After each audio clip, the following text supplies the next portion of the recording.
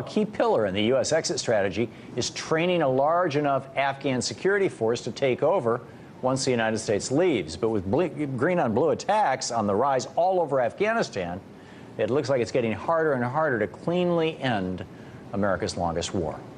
Robert Greenwald joins me now. He's a movie producer and director, activist, founder, and president of Brave New Films. Robert, welcome. Thank you, Tom. Good to be with you as always. And thanks for joining us. And I should add the creator of RethinkAfghanistan.org, as I recall, is where all that is.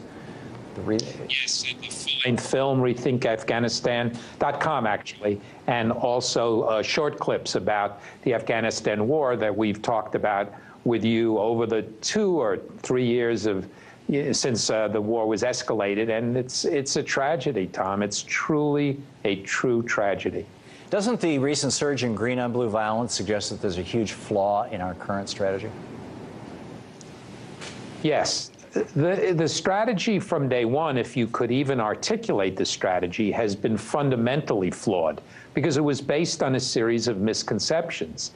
And I tell you, you go to Afghanistan and you get off the plane and all you need to do is have your eyes open and your ears attuned, and you see people hungry, looking for jobs, looking for health care, dirt roads, houses in shambles, and you know that occupying, invading is not going to help this country and is not going to make us safer. And the entire strategy has been based on militarizing problems that are not solved by military solutions. You start with that, and then every premise makes it worse and worse. And the exit strategy, the notion that we're going to train an army of 350,000, it's really actually building a militia, if you will. So already there's hostility within the country, and then you have all of this pent-up rage from the night raids, from the number of Afghans who've been killed, and you see the situation really exploding in front of our eyes.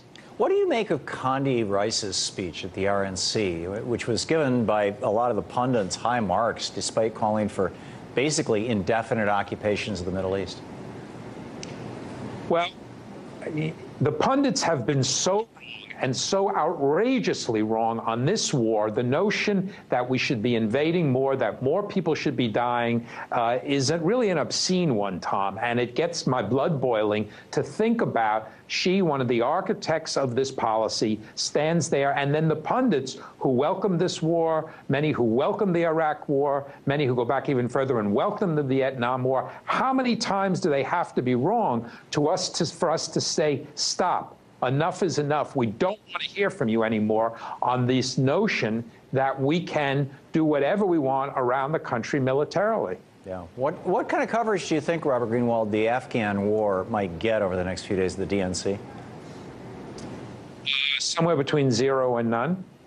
Okay. It's a war that nobody wants to take responsibility for. There are people over there now, as you pointed out, Tom, dying every single day. Can you imagine being the family or relatives or have someone over there who's killed in a war that is making no sense, that never made any sense, and what that does to you inside? The loss of somebody close to you is terrible enough. Think about that, what that would mean if it's a loss for a war that's absolutely senseless. Yeah, and America's longest war at that. I mean, George W. Bush, when the Taliban offered him bin Laden, should have just said, sure, we'll take him. And anyhow, at this point, how do we end the war?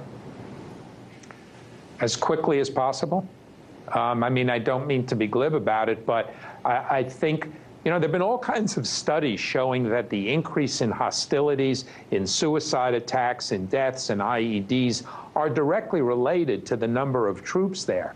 The sooner you begin pulling troops out, the sooner you take whatever resources possible and turn them towards education and job trainings and health care and homes, the sooner we're able to do some of that, the better.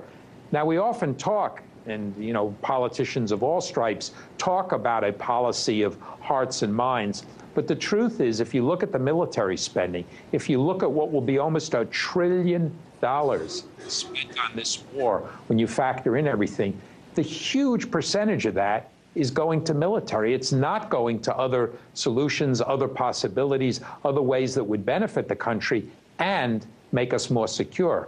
It's going to that narrow notion where there's bipartisan agreement that military solutions will solve our problems. Yeah, it's going to pay for the mansions that ring Washington, D.C. of the families of the defense contractors who are getting fat and rich off this and all our other wars. It's insane. Robert Greenwald, thanks so much for being with us tonight.